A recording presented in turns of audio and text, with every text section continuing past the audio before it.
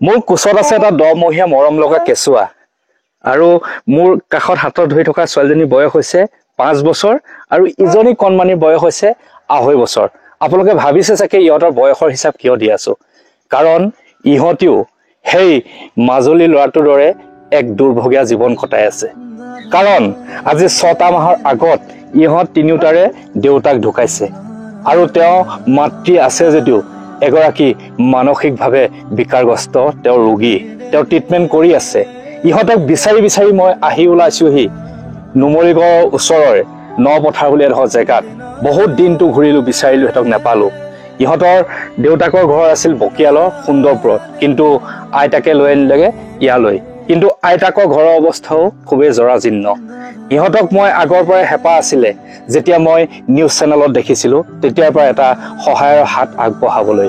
ইহঁতে কিমান কষ্টত জীৱন পাৰ কৰিছে মই অনুভৱ কৰিছিলো, সেইবাবে হয়তো বিচাৰি বিচাৰি এই দুৰ্ভগীয়া ল'ৰা ছোৱালীকেইটাৰ ওচৰ পাইছোহি মই। খুবেই দুখ লাগে এনেকুৱা পৰিস্থিতিবিলাক দেখিলে। আপোনালোকে হয়তো অনুভৱ কৰিব কিমান কষ্টত সিহঁতে জীয়াই আছে, সেইবাবে আজি আহিছো সিহঁতৰ ওচৰলৈ।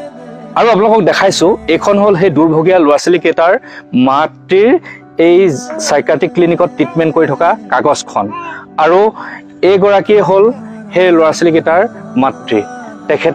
তেখেতৰ লগত কথা পাতিব পৰা ইমান হেৰি নাই, পৰিস্থিতি হৈ থকা নাই। তেখেতৰ ট্ৰিটমেণ্টৰ আণ্ডাৰত আছে, অলৰেডি মেডিচিন খাই আছে।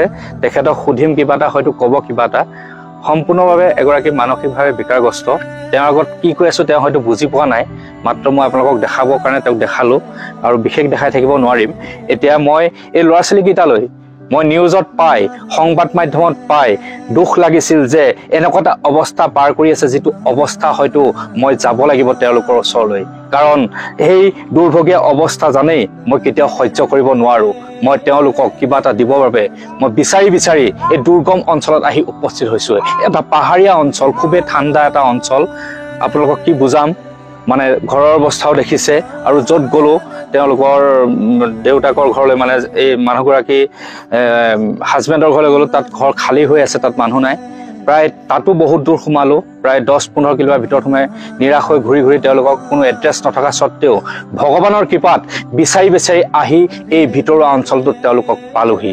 এতিয়া তেওঁলোকৰ বাবে কিছু সহায়ৰ হাত আগবঢ়াবলৈ চেষ্টা কৰিম। এইটোৱে জানেই মোৰ এটি যাত্ৰা আছে, এটি মিঠা হাঁহি আৰু অলপমান সুখৰ সন্ধানত বুলি।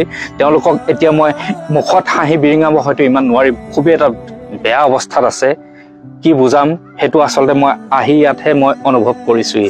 চ' আহক এতিয়া তেওঁলোকক অলপমান, এই কণমানিকেইটাক অলপমান সহায়ৰ হাত আগবঢ়াওঁ।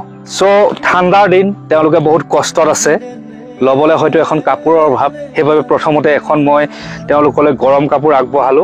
এখন তোমালোকে ল'বা দেই মাজনীহঁত ধুনীয়াকে। বহুত চাগে ঠাণ্ডা লাগে ন ৰাতি, হা হয় নাই? তোমালোকলৈ এখন লৈ আহিছো, ডাঙৰ হয়, তিনিটাই ধুনীয়াকে ল'ব পাৰিবা, ঠিক আছে? আৰু তোমালোকলৈ চোৱা ধুনীয়াকে কাপোৰ লৈ আহিছো। এইটো গৰম কাপোৰ, এইটো তোমাৰ বাবে দিছো। ধুনীয়া গৰম কাপোৰ পিন্ধিবা, হা। তাৰপিছত আৰু আমাৰ মাইনাটোৰ কাৰণে লৈ আনিছো এইটো, ৰবা দেই, ইয়াত বয়স লিখি আনিছো মই তোমালোকৰ কাৰণে, কিমান বয়সৰ তো তোমাৰ কাৰণে, ঠিক আছে? তুমি পিন্ধিবা ধুনীয়া গৰম কাপোৰ। আৰু এইটো এই ল'ৰাটোৰ কাৰণে, ঠিক আছে?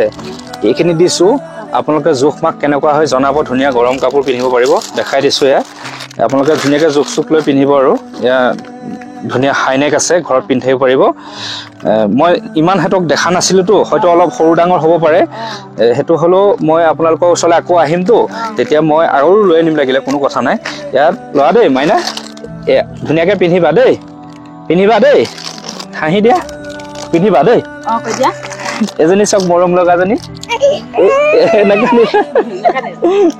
চ' এয়া দিলো সিহঁতক, ঠাণ্ডাৰ দিন বুলি এইখিনি আগবঢ়ালো। আৰু এটা কথাই কওঁ, মানুহৰ জীৱনবিলাক কেতিয়া কি হৈ যায় কোনো গম নাপায়। সিহঁতি ভবা নাছিলে যে দেউতাকক হেৰুৱাম বুলি। দেউতাকে ঘৰৰ সৰ্বোচ্চ কাম কৰি আছিলে, চোৱা চিতা কৰি আছিলে। ক'বলৈ বেয়া, কিন্তু আজি তাৰিখত মাতৃ থকাৰ পিছতো এই ল'ৰা ছোৱালীকেইটাই এক অনাথ জীৱন পাৰ কৰিছে। ক'বলৈ গ'লে আজি দেউতাক ঢুকোৱাৰ পিছৰ পৰাই সিহঁতি এটা বহুত কষ্টৰ জীৱন পাৰ কৰি গৈছে। চ' এটাই আশা কৰিছো, সিহঁতৰ এই কষ্টৰ জীৱনটো দূৰ হওক।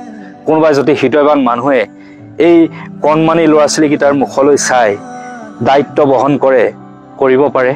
চ' মই মোৰ দায়িত্ব পালন কৰিলোঁ যে মই তেওঁলোকক সহায় কৰিলোঁহি আহি পেলাই। চ' মানৱীয়তা হিচাপে যদি কোনোবা আগবাঢ়ি আছে, এই 10 মহীয়া কেঁচুৱাটোৰ মুখলৈ চাই, এই 5 বছৰীয়া ছোৱালীজনীৰ মুখলৈ চাই আৰু এই 2.5 বছৰীয়া কণমানিজনীৰ মুখলৈ চাই আপোনালোকে যদি কোনোবাই দায়িত্ব বহন কৰে বা সহায়ৰ হাত আগবঢ়ায়, মই আপোনালোকক লৈ আনিম ইয়ালৈ। তেওঁলোকক সহায় কৰক বা তেওঁলোকৰ পঢ়া শুনাৰ দায়িত্ব কোনোবাই ল'ব বিচাৰে লওক। সিহঁতৰ এটা ভৱিষ্যত আছে। ময়ো চাম কিমান দূৰ সহায় কৰিব পাৰোঁ। চ' আহিলোঁ এই অঞ্চলটোলৈ। এতিয়া তেওঁলোক আছে নুমলীগড় বাবা থানৰ বেক চাইডৰ নপথাৰ বুলি এখন গাঁৱত। তেখেতৰ নাম হ'ল ভানু আৰু তেখেতৰ মাতৃৰ নাম হ'ল মাখনি। তেওঁক হাজবেণ্ডৰ ঘৰৰ পৰা লৈ আহিলে মাকে। চ' দেখুৱালোঁ এটা অৱস্থা, দুৰ্ভগীয়া এটা পৰিয়ালৰ অৱস্থা। সময়ে তেওঁলোকক দুখ দিছে, সময় হয়তো তেওঁলোকক ভাল কৰক তাকে কামনা কৰিলোঁ। আৰু আপোনালোকৰ আশীৰ্বাদ কৰক এই কণমানিকেইটাৰ যাতে ভৱিষ্যত ভাল হওক আৰু মাতৃ যাতে আৰোগ্য হৈ সিহঁতক চাব পৰা শক্তি পাওক তাকে কামনা কৰিলোঁ।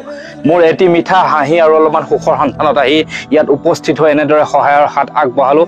যদি এই ভিডিঅ'টো আপোনালোকৰ কিবা আদৰ্শ বিচাৰি পাইছে, কিবা ইয়াত মানৱীয়তা বিচাৰি পাইছে, অনুগ্ৰহ কৰি আপোনালোকৰ মন্তব্য জনোৱাৰ লগতে 2-এজনে পোৱাকৈ শ্বেয়াৰ কৰি দিব তাকে কামনা কৰি আজি এই দুৰ্ভগীয়া মানুহৰ ঘৰৰ পৰা বিদায় মাগিছোঁ। ধন্যবাদ।